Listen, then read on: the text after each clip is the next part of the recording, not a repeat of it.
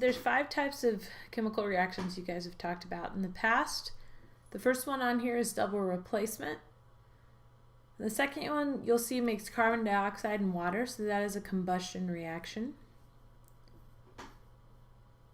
The third one is 2 elements that make one product, so that's a synthesis reaction.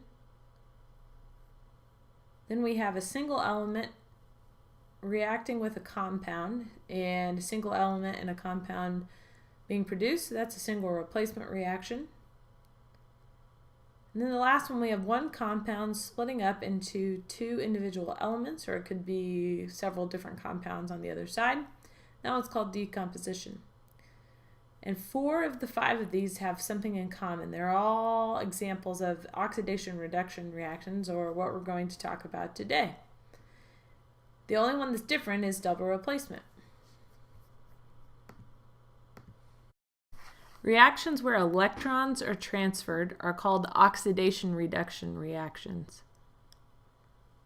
And saying oxidation reduction is kind of a mouthful, so we came up with an abbreviation for that.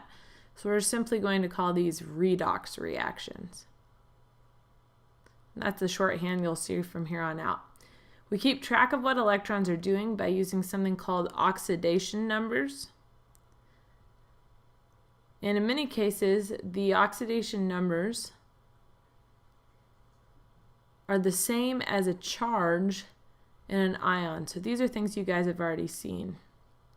This isn't the case in covalent compounds because they are not made up of things with charges. They're sharing their electrons. So we'll say this isn't the case in covalent compounds since their electrons are shared. So to give the example, we have carbon dioxide, which is a really common compound, and carbon and oxygen are sharing the electrons. Redox reactions are all reactions where an element has their number of electrons change.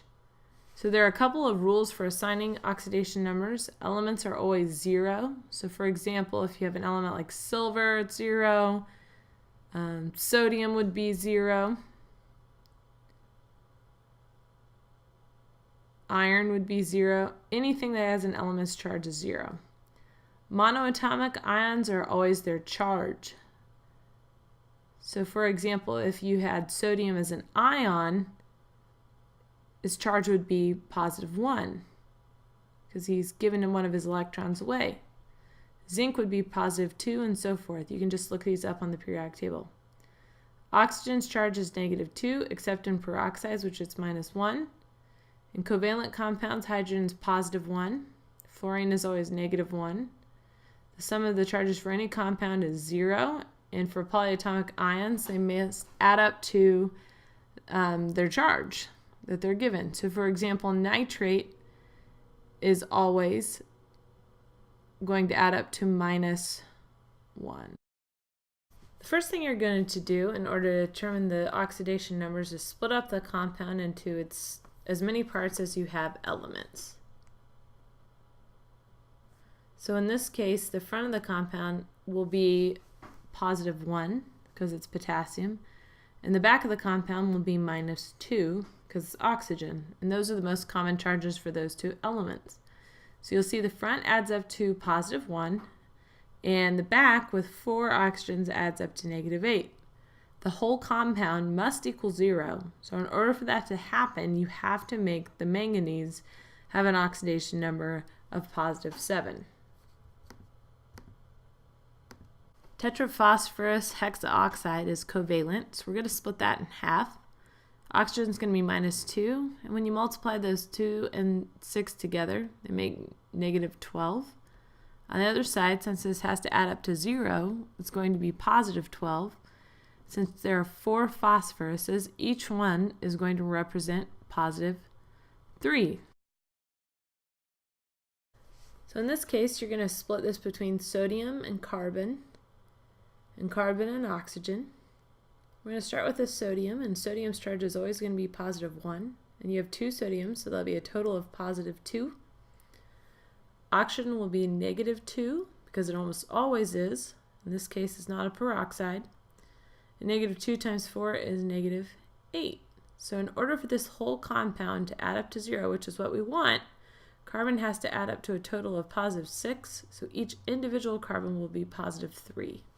The next case is a little bit different because it's made up of 2 polyatomic ions. So it looks like a lot to tackle, but the easiest way to do this is to split this up into a couple of different pieces.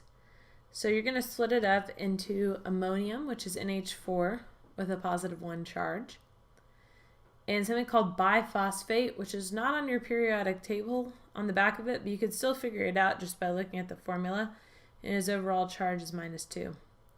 So you're going to split this just like you normally would into a couple of different pieces. Hydrogen is going to be positive 1. In this case, nitrogen is going to be -3. On the other side, you're going to split it into 3 pieces where hydrogen is positive 1. Oxygen is still going to be -2 for a total of -8.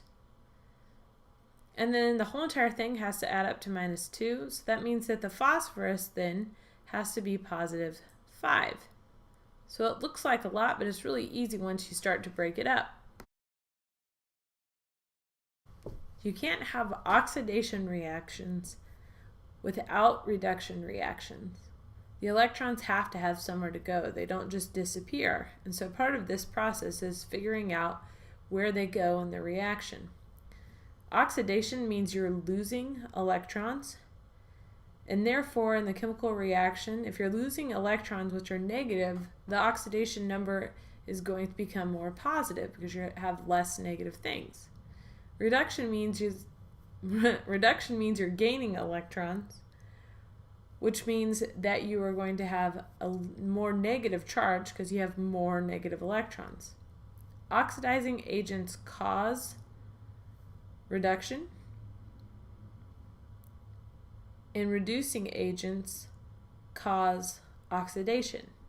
And this may not make a lot of sense right now, but we'll talk about this a little bit more later on.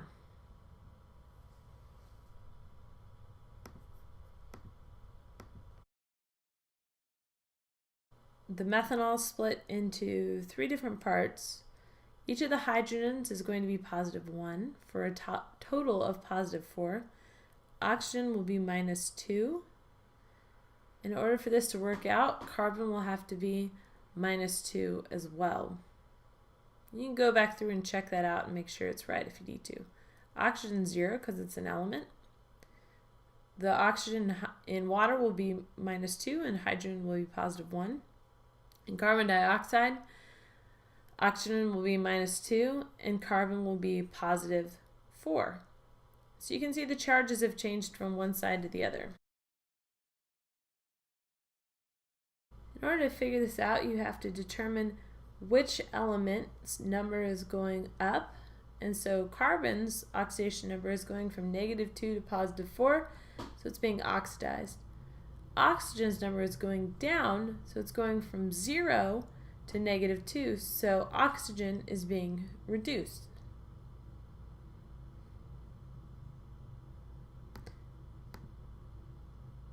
So we say methanol is oxidized and oxygen is reduced.